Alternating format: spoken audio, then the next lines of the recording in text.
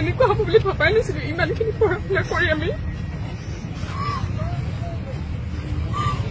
আমি চবেই BTech MTech আৰু ভালৰো ভালখিনি মা দেউতাই কৈছিল যে তই পঢ়াত ভাল হয়, তোৰ কিবা এটা ভাল হ'ব, কিন্তু এনেকে ৰাস্তাত আহিম বুলি আমি ভবা নাছিলো। আৰু ইমান আমাৰ যোগ্যতা চবৰে আছে। আমাৰ কাট অফ 83, 82, মই নিজে ETC হয়, 83লৈকে আমাৰ পাৰ্চেণ্টেজ দিছিল। সদায় পঢ়াত ভাল আছিলো, স্কুলত ফাৰ্ষ্ট সদায় ভাল কৰিছিলো। মই নিজে এমটেকৰ এন্ট্ৰেন্সত টপ কৰাইছিলো তেজপুৰ ইউনিভাৰ্চিটিৰ পৰা পাছ। কিন্তু আজি মই এনেকুৱা এটা দিন দেখিম বুলি ভবা নাছিলো। আৰু এইটোৱে যে আমাৰ CM ছাৰৰ কাৰণে আমাৰ এটা CM ছাৰক মই এইটোৱে ক'ব বিচাৰিছো যে আমাৰ এইটো কথাত আপোনালোকে হস্তক্ষেপ কৰক। আৰু আমাৰ যদি যোগ্যতা নাই আমাক উলিয়াই দিয়ক, কিন্তু আপুনি হস্তক্ষেপ কৰক, এনেকে আমাৰ লগত অন্যায় নকৰিব। আৰু আমি আপোনাৰ ওপৰতে আশা ৰাখিছো।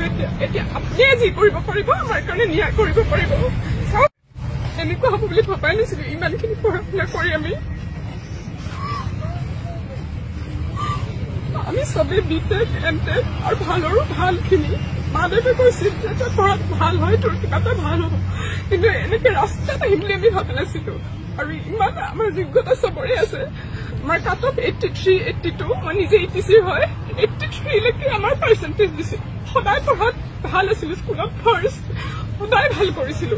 মই নিজে এমটেকৰ এন্ট্ৰেন্সত টপ কৰাইছিলো তেজপুৰ ইউনিভাৰ্চিটিৰ পৰা পাছ। কিন্তু আজি মই এনেকুৱা এটা দিন দেখিম বুলি ভবা নাছিলো। আৰু এইটোৱে যে আমাৰ CM ছাৰৰ কাৰণে আমাৰ এটা CM ছাৰক মই এইটোৱে ক'ব বিচাৰিছো যে আমাৰ এইটো কথাত আপোনালোকে হস্তক্ষেপ কৰক। আৰু আমাৰ যদি যোগ্যতা নাই আমাক উলিয়াই দিয়ক, কিন্তু আপুনি হস্তক্ষেপ কৰক, এনেকে আমাৰ লগত অন্যায় নকৰিব। আৰু আমি আপোনাৰ ওপৰতে আশা ৰাখিছো। এতিয়া আপুনিয়ে যি কৰিব পাৰিব আমাৰ কাৰণে ন্যায় কৰিব পাৰিব।